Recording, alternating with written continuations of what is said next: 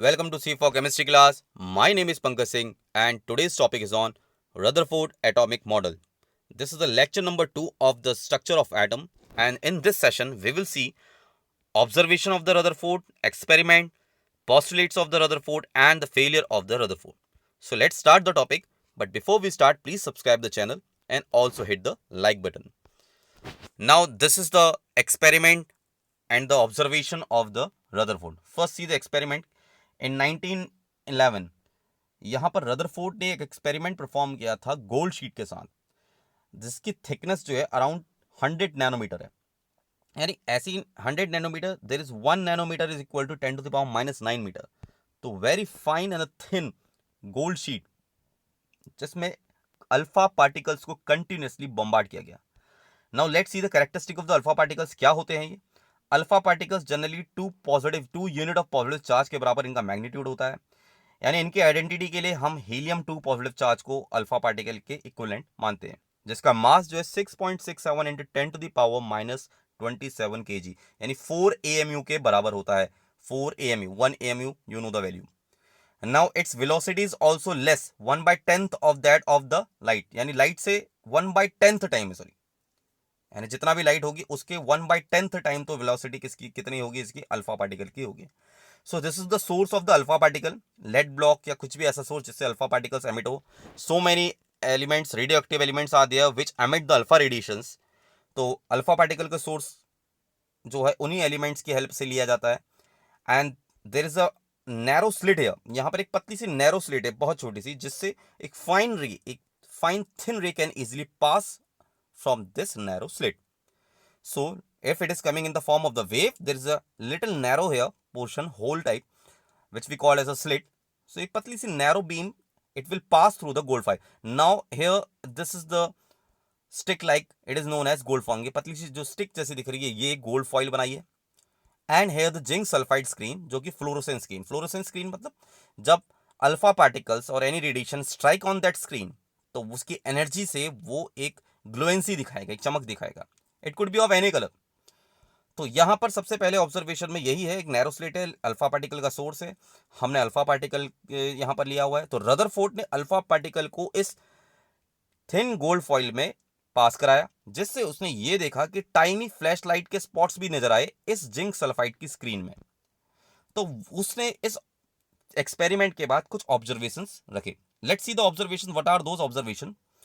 तो सबसे पहले तो ऑब्जर्वेशन ये है कि जो गोल्ड की फॉइल थी, लेट्स मेक इट जूम. उसको थोड़ा हम ऐसा है कि जूम करके देख ले, लाइक माइक्रोस्कोपिक लेवल पे, कि जो छोटे छोटे एटम के पार्टिकल्स थे, छोटे छोटे एटम्स थे गोल्ड की शीट के, गोल्ड की शीट जिससे अल्फा पार्टिकल पास की, उन्हीं को जूम करके उन्हीं को बिगर साइज का दिखाया गया. So now you can easily see है the red lines coming here, they all are alpha particle rays. And the circle and the dot, this is the atom here, this is the atom of thin gold sheet. तो अभी atom की discovery में postulates आने बाकी हैं. Let's see the behaviour and the observation what the Rutherford has made. क्या Rutherford ने observation की? वहां उसने ये देखा कि maximum 99% alpha rays, 99% alpha rays in a magnitude जैसे आई थी वैसे ही इन सेम डायरेक्शन पास हो गई. यानी जिस डायरेक्शन से आई थी उसके ठीक उसी डायरेक्शन में आगे को फॉरवर्ड चलती रही. यानी without deviating left right up down, it's passes straight in the straight path, straightly चलेगी सीधे पाथ में. So it made the observation like, क्या ऑब्जर्वेशन देखा कि जब 99% रेज पास हो गई उस गोल्ड शीट से और पीछे जिंक सल्फाइड की स्क्रीन में स्ट्राइक करे जहां पर हमें फ्लोरोसेंस दिखी, तो ये ऑब्जर्वेशन किया कि 99% रेज जब पास हुई तो maximum part of the atom is empty, खाली पड़ा हुआ है. फिर देखा कि 1% rays are deviating with some angle, 1% rays are deviating with the certain angle. ये देख लीजिए यहां से कुछ एंगल पे डेविएट हो रही हैं, यानी बेंड हो रही हैं. 99% has passed away without deflection. That means neither left neither right, कहीं पैराबोलिक पाथ में नहीं. It has they had followed the same straight path. लेकिन कुछ 1% race they have deviated with the certain angle. And कुछ तो race ऐसी भी थी उन 1% में से which have deviated with the large angle. या ये समझ ले मैक्सिमम तो ऐसे भी थे जैसे आए ठीक उसी पाथ में रिट्रेस हो गए. They have retraced their path. So there must be a very large angle of the deviation. तो ये ऑब्जर्वेशन देखने के बाद देखिए कितने थे, very few, in 1 in 20,000, 1 in 20,000 have shown the large angle. कुछ तो आपके डेविड हो गए. ये ऑब्जर्वेशन अल्फा पार्टिकल का behaviour when it has passed through the gold foil, किसी गोल्ड फॉइल से पास होने के बाद अल्फा पार्टिकल्स के बिहेवियर को रदरफोर्ड ने ऑब्जर्वेशन में ये देखा। First 99% deflected in a straight path, second some have deviated with a certain angle and very few have deviated with a large angle. Now after this observation Rutherford ने अपना एक postulate दिया। वो क्या था? क्योंकि 99% रेस पास हो गई थी तो maximum part of the atom is empty, खाली पड़ा हुआ एक स्मॉल रीजन जो एटम का है उसमें 99% रेस तो पास हो गई, यानी मैक्सिमम पार्ट उसका क्या है, स्पेस खाली है, एम्प्टी है। And if the atom is this, अब इस एटम, अगर हम इस एटम, एक एटम को कंसीडर कर लें लाइक ए रूम, आपके रूम की तरह कंसीडर कर लें, तो उस रूम के सेंटर में आप निडल लेके जाएं और निडल का टिप जो होगा वो पार्ट जो है कहलाएगा nucleus. See how extremely small it is. अगर we have a room here, we have a room suppose, and in the centre of the room you put the needle there and the tip of the needle it act as the nucleus. तो ये core part जो centre part है किसी भी atom का centre में, इसको कहा जाता है न्यूक्लियस। इसको न्यूक्लियस कहने का रीजन ये था, और इसको ये भी माना गया है कि ये जो है एक पॉजिटिव चार्ज है, यानी ये जो न्यूक्लियस है सेंटर में, let's make a atom like this and in the centre the dot is there, so this is the nucleus here, this is nucleus and this is positive charge. Why this is positive charge? ये positive charge क्यों है? Just because उसने ये देखा था कि 1% race जो आई वो किसी ना किसी सर्टेन एंगल में डेविएट हो गई, और रदरफोर्ड न्यू दैट कि alpha particles all are positive charge, alpha particle all are positive charge and heavy positive charge. तो दैट मींस कि सेंटर में जरूर, at the centre of the atom there must be something which is having a positive charge. कुछ तो है ऐसा centre में जिसके पास पॉजिटिव चार्ज है, that is making the alpha particle deviate in certain angle. वो सर्टेन एंगल, किसी पर्टिकुलर एंगल में अल्फा पार्टिकल को पुश कर रहा है, बेंड कर रहा है, ताकि कोई एक सर्टेन एंगल में बेंड हो रहा है।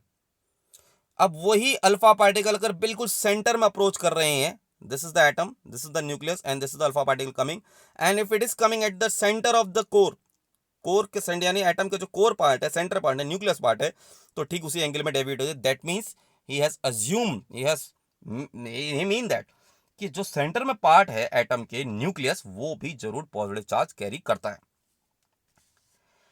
Size of the atom is 10 to the power -10 metre, extremely small. तो साइज ऑफ द न्यूक्लियस तो उससे भी ज्यादा, यानी रेडियस जो होगा न्यूक्लियस का वो तो और ज्यादा छोटा होगा। It is around 10 to the power -15 metre. So 10 to the power -15 metre is the radius of the nucleus, 10 to the power -10 is the radius of the atom. तो एक्सट्रीमली स्मॉल है।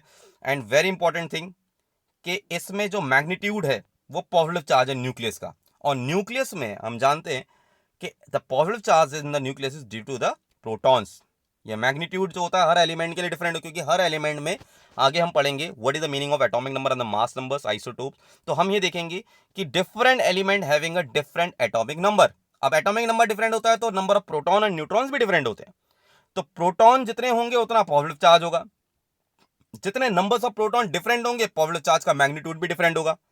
तो positive charge on the nucleus जो है वो निर्भर करता है, depends on the proton count, यानी जितने भी आपके प्रोटॉन की संख्या होगी, नंबर ऑफ प्रोटॉन पे डिपेंड करता है न्यूक्लियस के ऊपर प्रेजेंट पॉजिटिव चार्ज।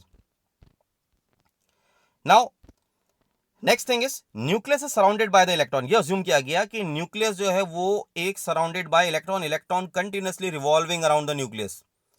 अब न्यूक्लियस कंटिन्यूअसली रिवॉल्व कर रहे हैं, तो यहां पर जो positive charge nucleus and the electron they both are attracting each other. ये हमारा एटम, सेंटर में nucleus which is positive charge, and this electron is continuously revolving in extra nuclear portion. जो खाली पोर्शन अभी हमने बात करी न्यूक्लियस में, उस न्यूक्लियस के एम्प्टी पोर्शन में electron is continuously revolving, and though the electron is having a negative charge, के पास नेगेटिव चार्ज है, तो positive and negative charge both are attracting.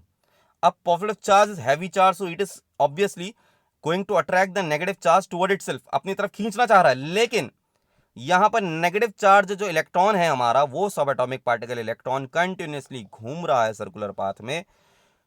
तो रदरफोर्ड से पूछा गया कि how it is happening. So Rutherford ने अपना एक ऑब्जर्वेशन ये भी दिया कि it is just because of the centripetal force is balancing.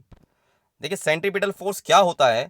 Suppose अगर आप एक स्टोन में रस्सी बांध दें या थ्रेड बांधें और उस स्टोन को गोल गोल घुमाएं, तो उसका पाथ कैसा होगा? सर्कुलर पाथ होगा। तो उस सर्कुलर पाथ में उसकी हमेशा एक फोर्स, अगर आप छोड़ दे पत्थर को तो बाहर के किसी भी एंगल में जा सकता है टेंजेंशियली। तो इसका मतलब उसमें हर समय एक फोर्स जो है वो उस सर्कुलर पाथ के अलावा बाहर को लग रहा है, बट इट इज बैलेंस्ड, क्योंकि आपने रस्सी को पकड़ा हुआ है, छोड़ा नहीं है, तो सर्कुलर पाथ में वो व्हीलिंग घूम रही है। तो here that force which is balancing is attractive force. तो यहां पर जो अट्रैक्टिव फोर्स है ना इलेक्ट्रॉन और प्रोटॉन के बीच में, ये बैलेंस्ड हो रहा है सेंट्रीफ्यूगल फोर्स से। Centrifugal force is acting at every point of the circular path. जो हर सर्कुलर पाथ में जो सेंट्रीपिटल फोर्स बाहर को लग रहा है, अगर छोड़ दिया जाए पत्थर को घुमाते हुए सर्कुलर पाथ में, तो वो ऐसे ही कहीं प्रोजेक्ट हो जाएगा, लाइक इलेक्ट्रॉन। तो इलेक्ट्रॉन भी ऐसा ही है, एक प्रोजेक्शन में है, सेंट्रीपिटल फोर्स उसमें हर समय कंटिन्यूअसली लग रहा है, जो कि बैलेंस हो रहा है electrostatic force between proton and electron. Since the electron is a negative charge, proton is a positive charge, both are in equal in magnitude। तो इसका मतलब क्या है आपका कि that means atom is electrically neutral। क्योंकि पॉजिटिव चार्ज और negative charge का मैग्नीट्यूड सेम है, तो atom is neutral, electrically neutral. One more thing is important here, क्योंकि इसका मॉडल जो है एटम का, रदरफोर्ड का, it is somehow near very similar to our planetary system. हमारे सोलर सिस्टम में जो प्लैनेट्स हैं, सन बीच में होता है like nucleus, and all the planets are orbiting around the sun. Here also the electrons are orbiting. You have studied in the earlier class also कि हमने जब देखा है कि इलेक्ट्रॉन्स जो होते हैं अपने अपने पाथ में घूमते हैं, they have a different orbit, different path, different circular orbits. तो यहाँ पर इसका जो मॉडल है it is somehow similar to the planetary model, तो इसलिए इसको हम प्लैनेटरी मॉडल ऑफ एटम भी रदरफोर्ड के मॉडल को कहा जाता है। नाउ नेक्स्ट थिंग कि ये फेलियर क्यों हुआ, why the theory is failed. John Dalton की थ्योरी के बाद, जहां पर so many questions were there कि एटम को ही सबसे छोटी यूनिट माना गया था मैटर की, बट हमें पता लगा कि now the atom is also sub divided, it can be splitted into some other sub atomic particle. उसके अंदर भी कुछ सब एटॉमिक पार्टिकल्स होते हैं like electron and proton and neutron, what we have studied. तो ये तो अब नई थ्योरी आ गई, तो उसके बाद भी, इतनी सक्सेसफुल होने के बाद भी, क्यों रदरफोर्ड की थ्योरी जो है फेल हो गई। देखिए इसके क्वेश्चन का यहां पर यही है, इससे क्वेश्चन पूछा गया अकॉर्डिंग टू द फिजिक्स, अगर कोई ऑब्जेक्ट चल रहा है किसी भी पाथ में, तो it required some force to stop it. उसको रोकने के लिए कोई फोर्स की जरूरत पड़ेगी। अगर कोई ऑब्जेक्ट मोशन कर रहा है, it's a kind of law of inertia. Inertia का जो लॉ है वो उसके बारे में बात करो। And if the object is accelerating, अगर कोई ऑब्जेक्ट मान लीजिए v1 वेलोसिटी से है और उसको अचानक अपनी स्पीड बढ़ानी है, v2 करनी है, तो v1 से v2 बिना किसी फोर्स के तो पॉसिबल है नहीं। तो कुछ ना कुछ फोर्स तो चाहिए, यानी एक्सेलरेट करना है, इसको वेलोसिटी में चेंज लाना है विद रिस्पेक्ट टू टाइम। तो एक्सेलरेशन अगर करेंगे तो उसके लिए भी फोर्स की रिक्वायरमेंट होगी। अलॉन्ग विद दैट, अगर किसी ऑब्जेक्ट को सर्कुलर पाथ को मेंटेन रखना है, प्लीज ध्यान से सुनिएगा, if any object is moving in a circular path and it has to maintain its circular path regularly, तो each and every point it has to exert some force. उसको कुछ ना कोई फोर्स लगाना पड़ेगा।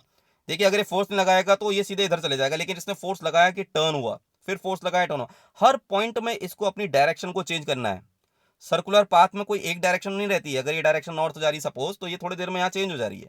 देखिए इतनी सारी डायरेक्शन है, तो हर बार अपनी डायरेक्शन चेंज करनी पड़ रही है। और डायरेक्शन अगर चेंज करनी है तो it will be possible only by applying और exerting some kind of the force. बिना फोर्स के तो ये पॉसिबल है ही नहीं। अगर कोई फोर्स ना लगाया जाए तो ये अपनी डायरेक्शन तो चेंज करेगा ही नहीं। तो फोर्स एक्सर्ट करने से ये अपनी डायरेक्शन चेंज करता है। This is the general physics है। तक नाउ द क्वेश्चन इज कि अगर एवरी पॉइंट में फोर्स लगाने से, क्योंकि बिना फोर्स के तो डायरेक्शन चेंज होगी नहीं, सर्कुलर पाथ मेंटेन होगा नहीं, तो सर्कुलर पाथ तो तभी मेंटेन होगा जब एक्सर्ट हो फोर्स। तो इस फोर्स को लगाने से क्या इसकी अपनी इंटरनल एनर्जी इस इलेक्ट्रॉन की वो धीरे धीरे रेडिएट नहीं होगी, यूज नहीं हो रही है, खर्च नहीं हो रही एज अ फ्यूल, यानी धीरे धीरे इसकी डायरेक्शन चेंज हो रही है। तो that means it is exerting the force, और ये फोर्स लग रहा है तो इसकी एनर्जी धीरे धीरे रेडिएट हो रही है। भाई अगर हम ही हैं एक पर्टिकुलर डायरेक्शन में अपने को चलाएंगे और कोई भी object, any of the object, so it require a force, तो that means it need energy, तो अपनी एनर्जी का इस्तेमाल तो करेगा, यूज तो करेगा। तो therefore the electron which is revolving around the nucleus, it is exerting the force and with the help of some energy, तो वो एनर्जी धीरे धीरे इसकी खत्म होनी चाहिए, यानी रिड्यूस होनी चाहिए। एंड एट द एंड अगर उसका फ्यूल, उसकी एनर्जी खत्म हो जाए तो धीरे धीरे ये सर्कुलर पाथ इसका स्पाइरल पाथ बन जाएगा इस तरीके से, और इलेक्ट्रॉन को अल्टीमेटली इस न्यूक्लियस के अंदर चले जाना चाहिए, या इसका पार्ट बन जाना चाहिए, या इसमें गिर जाना चाहिए according to the physics which is applied here. कि इलेक्ट्रॉन अगर कंटिन्यूअसली मूव कर रहे हैं तो इलेक्ट्रॉन के मूव करने में यहां पर एक फोर्स लगेगा डायरेक्शन चेंज करने में। तो डायरेक्शन चेंज करने में फोर्स लगता है, तो फोर्स चेंज करने में उसकी एनर्जी यूज होती है। देखिए डायरेक्शन चेंज करने में every time there is a acceleration, यहां पर फोर्स लगाएंगे तो एक्सेलरेशन तो आएगा ना। Rate of change of momentum is known as force, ये हमारा न्यूटन का सेकंड लॉ है। तो जब भी डायरेक्शन चेंज होगी तो एक्सेलरेशन होगा। एक्सेलरेशन के लिए रिक्वायर होता है फोर्स एक्सेलरेट करता है, यहां पर लिखा भी है acceleration not just caused by the velocity changing 0 to v और v to 0, it also cause in the changing the direction. तो एक्सेलरेशन कॉज तो हो गई डायरेक्शन जिसमें फोर्स की जरूरत पड़ेगी। तो अब फोर्स की जरूरत पड़ेगी, तो इस वजह से इसका पाथ जो है वो कैसा हो जाना चाहिए, स्पाइरल पाथ बन जाना चाहिए, और it has to be fall down into the nucleus. तो ऐसा क्यों नहीं, क्योंकि हम तो देखते हैं एटम इज स्टेबल, एटम तो एक स्टेबल है। एटम के में जो इलेक्ट्रॉन है वो कभी भी न्यूक्लियस के अंदर नहीं गिरते हैं, वो कभी भी इसके अंदर फॉलिंग नहीं करते स्पाइरल पाथ में, वो तो अपने सर्कुलर पाथ को मेंटेन करते। तो ऐसा क्वेश्चन पूछा गया था रदरफोर्ड से, एंड अनफॉर्चुनेटली वो आंसर नहीं दे पाए थे। So it comes under the drawback कि ये इसको एक्सप्लेन क्यों नहीं किया। बाद में एक थ्योरी आई थी जिसको हम डिस्कस करेंगे later on, the Bohr theory, वहां पर इसका एक्सप्लेनेशन किया गया था। So this was the one of the biggest drawback of the Rutherford, कि why the electron is not falling into the nucleus, though it is emitting the energy, though it is changing the direction and causing the acceleration, which is caused by applying the force which reduces the internal energy. So there should be the particularly not the circular path, there should be the spiral path. तो ये एक drawback था जो discuss किया गया था। अब यहां पर रदरफोर्ड की थ्योरी में एक ड्रॉबैक और आया था, it also failed to explain the existency of the certain definite line in the hydrogen spectrum. अब हम हाइड्रोजन स्पेक्ट्रम को डिटेल में देखेंगे कि कैसे कुछ रेडिएशंस, कुछ लाइंस कलर्स फॉर्म में या कोई फ्रीक्वेंसी या कुछ एनर्जी रेडिएशन के फॉर्म में एमिट होती हैं, और उन एमिशन के लिए रिस्पॉन्सिबल एनर्जी होती है।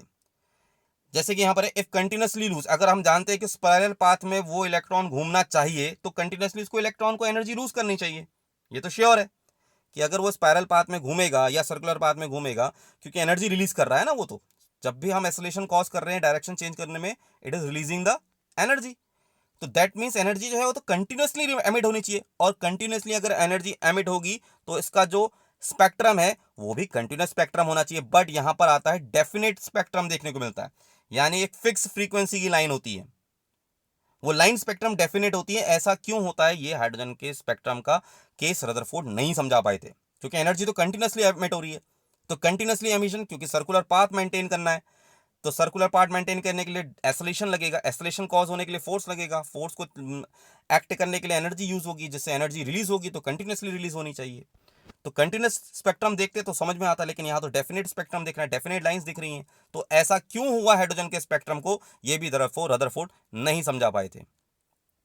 Now this is for the today. Now after this we will see कि कैसे ये जो फेलियर्स थे इनको जो ओवरकम किया गया, यानी इनके लिए इनके क्या रीजंस दिए गए, इसके बाद में इनमें क्या सुधार किया गया। We will see in another topic of the atom. Lot more theory is going to come. Please keep doing the study and thank you.